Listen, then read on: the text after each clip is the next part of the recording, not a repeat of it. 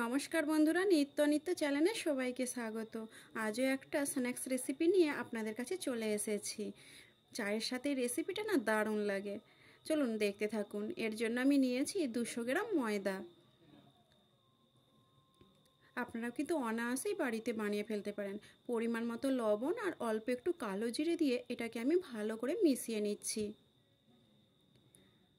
এবার এর জন্য আমি নিয়েছি অল্প গরম জল, হালকা গরম জল, যাতে হাত ডোবানো যায়। এবার অল্প অল্প জল দিয়ে আমি এবার এই ময়দাটাকে মাখিয়ে নিচ্ছি। একেবারেই পুরো জল দিচ্ছি না, অল্প অল্প জল দিয়ে মাখিয়ে নিচ্ছি। আপনারাও এইরকম অল্প অল্প জল দিয়ে মাখিয়ে নেবেন। একটু নরম করেই মাখাবার চেষ্টা করছি। এবার আমি দিয়ে দিলাম একটু সাদা তেল, আরও একটু ভালো করে মাখিয়ে নিচ্ছি। আমার ডোটা তৈরি হয়ে গেছে। দেখুন কতটা আমি নরম রেখেছি, খুব শক্ত কিন্তু আমি করিনি। আরও 1 চামচ তেল দিয়ে এর গায়ে মাখিয়ে আমি এবার রেখে দেবো আধ ঘন্টার জন্য রেস্টে চাপা দিয়ে। এইভাবেই আমি রেখে দিয়েছি। এই ফাঁকে আমি 2টো আলু সেদ্ধ করে রেখেছিলাম, টুকরো টুকরো করে। আলুটাকে আমি ভালো করে মেখে নেব। আপনারা চাইলে আলুটাকে গ্রেট করেও নিতে পারেন। অল্প একটু নুন দিলাম, অল্প লাল লঙ্কার গুঁড়ো, কালারের জন্য হলুদ, ভাজা জিরে গুঁড়ো, ভাজা ধনিয়া গুঁড়ো, গ্রেট করা আদা, কাঁচা লঙ্কা কুচি, আর আপনারা ঝালটা নিজেদের পছন্দ অনুযায়ী দেবেন, আর ধনিয়া পাতা কুচি। আর দিলাম অল্প একটু বিট নুন, অল্প একটু চিনি, আর 2 টেবিল চামচ কর্নফ্লাওয়ার। আপনারা দিতেও পারেন বা এর বদলে আবার চাল গুঁড়িও দিতে পারেন।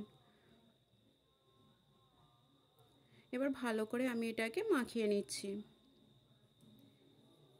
এই মশলার আরও ফ্লেভারটাকে বাড়ানোর জন্য আমি এটাকে কড়াই একটু নেড়ে নেব। গ্যাসে কড়াই বসিয়ে দিয়েছি, অল্প একটু সাদা তেল দিয়ে দিলাম। এতে অল্প একটু হিং দেবো, যাতে এর স্মেলটা আরও সুন্দর হয়। অল্প একটু হিংকে আমি গুঁড়ো করে এখানে দিয়ে দিলাম। এবার এতে ওই আলু মাখাটা আমি দিয়ে দিচ্ছি। আমি 2-3 মিনিট এই আলুটাকে এখানে নেড়ে নেব এই তেলে। এর খুব সুন্দর একটা গন্ধ বেরিয়ে আসবে, আর এর স্বাদটাও আরও বেড়ে যাবে। আপনারাও এইভাবে করতে থাকবেন, দেখবেন কতটা সুন্দর হয়। আমি বেশ কিছুক্ষণ নাড়িয়ে এই আলুটাকে নিয়ে চলে এসেছি। এবার আমি ময়দাটাকে আর একবার একটু মেখে নিচ্ছি। আপনারা চাইলে এখানে 2টো লেচিও কাটতে পারেন, আমি এখানে 4টে লেচি কাটছি।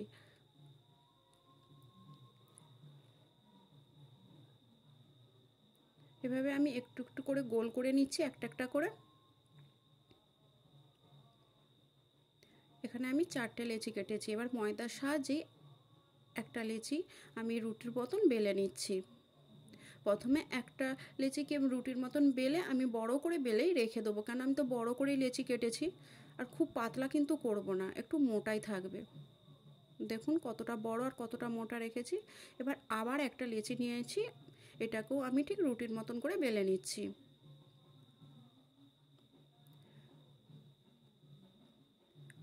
আমার বেলা হয়ে গেছে। এবার আমি অর্ধেকটা আলু নিয়েছি। অর্ধেকটা আলুকে আমি এর মধ্যে ভালো করে চাড়িয়ে দেবো।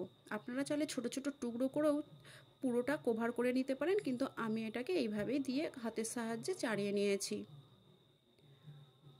এবার ওর উপরে আরেকটা যে রুটি বেলে রেখেছিলাম সেটাকে আমি দিয়ে দিলাম। ভালো করে 4 সাইডটা চাপা দিয়ে দিচ্ছি।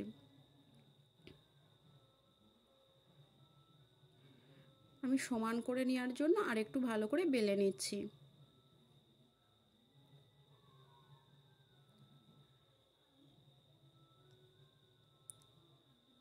আপনারা নিজেদের পছন্দ অনুযায়ী এই মোটাটা রাখবেন। এবার একটা থালায় নিয়েছি, যাতে আমার কাটতে সুবিধা হয়। আপনারা চাইলে পিজা কাটার দিয়েও কেটে নিতে পারেন। আমার কাছে পিজা কাটার না থাকায় আমি খুন্তি দিয়েই কেটে নিচ্ছি।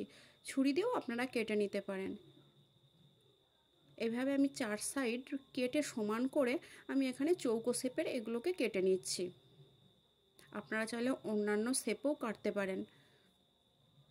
দেখুন আমি চৌকো শেপে এভাবে কেটে নিয়েছি। এবার প্রথমে আমি 2টো কোণ মুড়ে দিলাম, আবার পেছন দিক থেকে আবার 2টো কোণকে মুড়ে দিলাম। দেখুন একটা খুব সুন্দর ডিজাইন হয়ে গেছে। আপনারা চাইলে অন্য ডিজাইনের এটা করতে পারেন।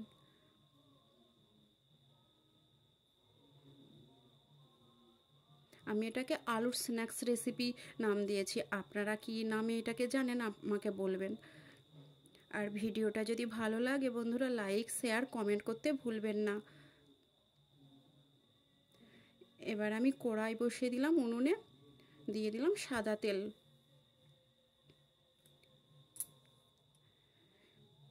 তেল গরম হয়ে আসলে আমি এবার এক এক করে এগুলোকে গরম তেলের মধ্যে দিয়ে দিচ্ছি। একটু ডুবো তেলেই ভাজার চেষ্টা করবেন।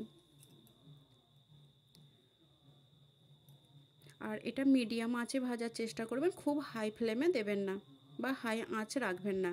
একটু আস্তে আস্তে ভাজলে জিনিসটা খুব মুচমুচে হয় আর ক্রিস্পি হয়।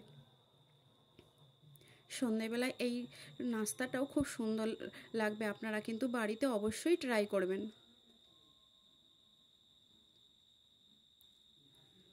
দেখুন আস্তে আস্তে হালকা লাল হয়ে আসছে।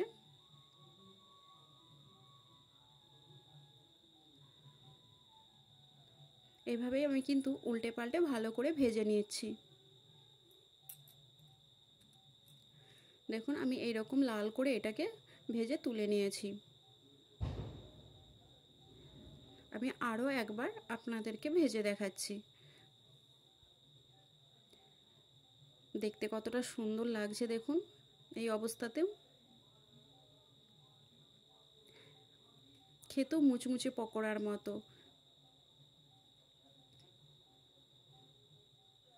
দেখুন আমি কিন্তু এগুলোকেও হালকা লাল করেই তুলে নিয়েছি।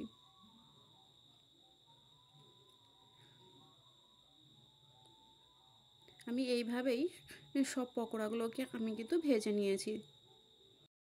এই পকোড়াগুলোকে যে কোনো ঝাল মিষ্টি সসের সাথেই পরিবেশন করুন আর একবার এইভাবে অবশ্যই ট্রাই করুন।